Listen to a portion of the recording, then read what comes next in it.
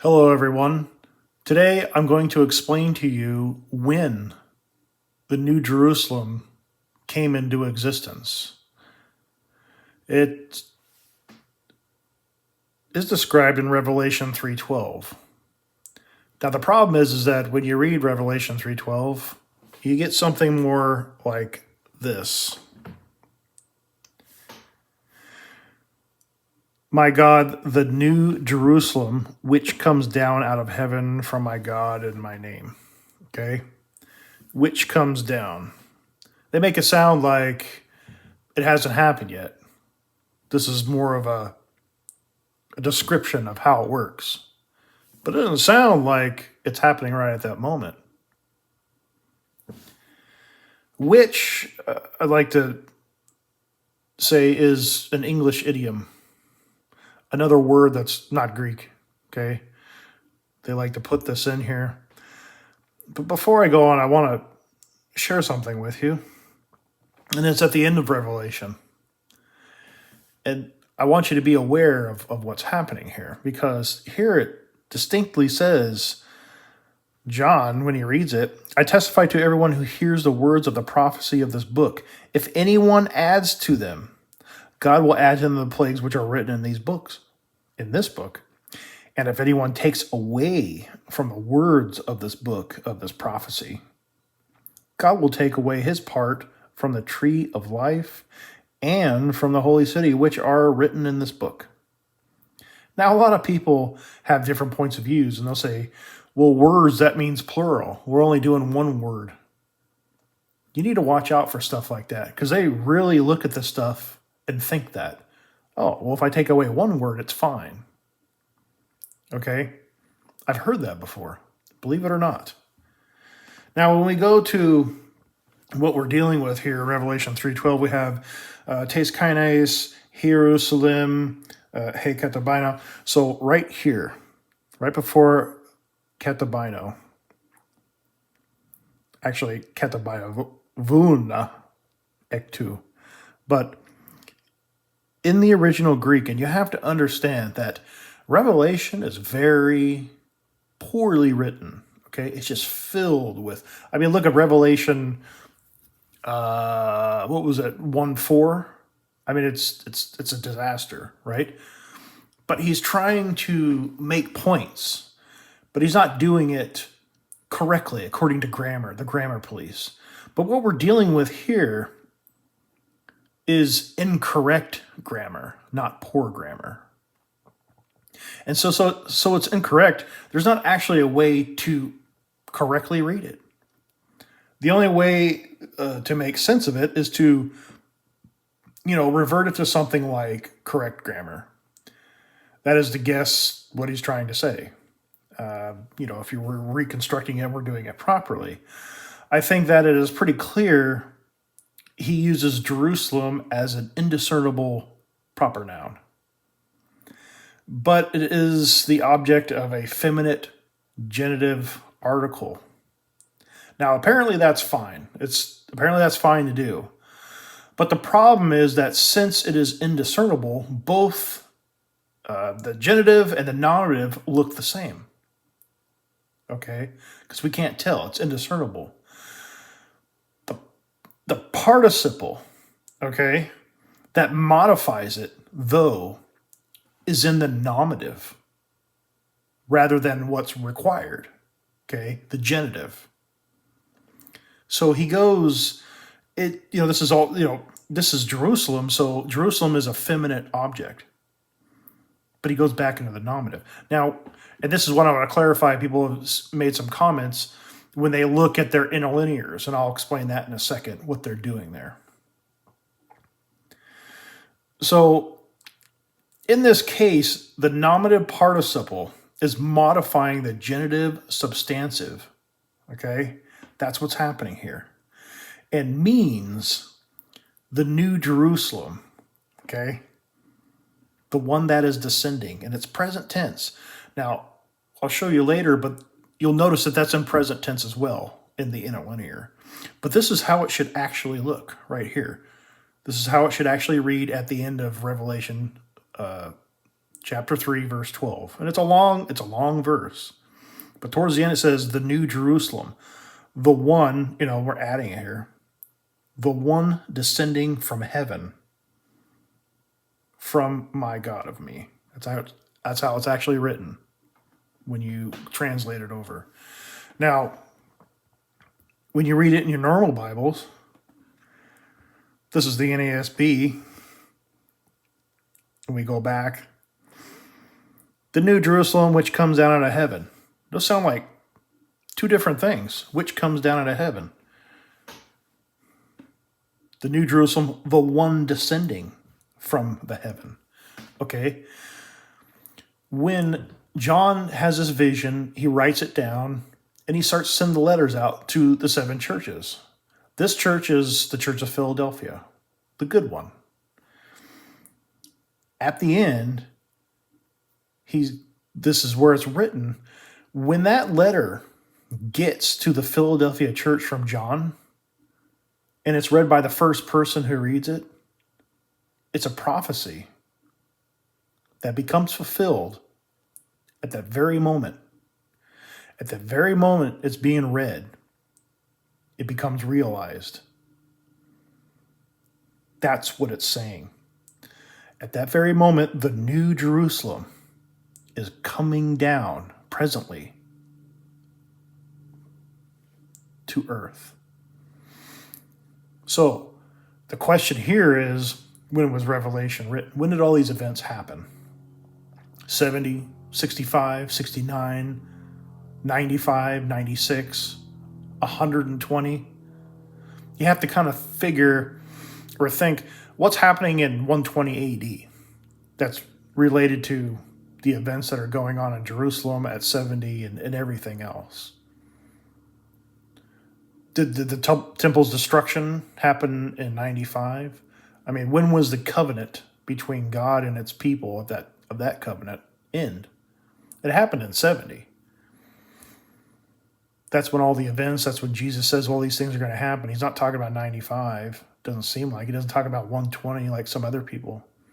It seems like it is more around 70. I think that's a much safer bet based on the information and the evidence, the internal evidence of the New Testament. And here, it's actually saying that it's happening right now. So imagine, and this is just imagine for a second that you're at the Philadelphia church, you get this letter, you're reading it, and at that very moment, the Roman army's marching on Jerusalem. Think about what's happening down there in Jerusalem. You're up in what's now Western Greece. Actually, Western Turkey, right? Modern day Turkey. I'm not very good at geography, am I? Anyways, now it's bugging me.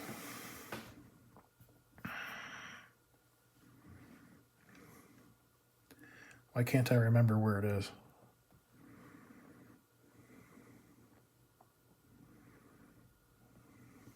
Okay.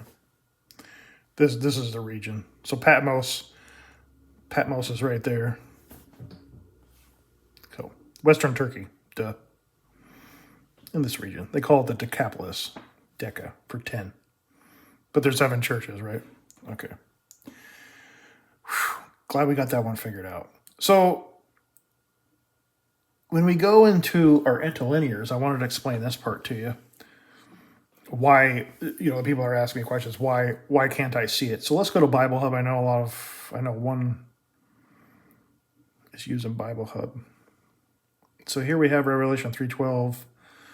Here we have Tes Kaines, Hey Jerusalem, and then we have this Hey Katabino, Katabus, because it's a female, Katabinousia.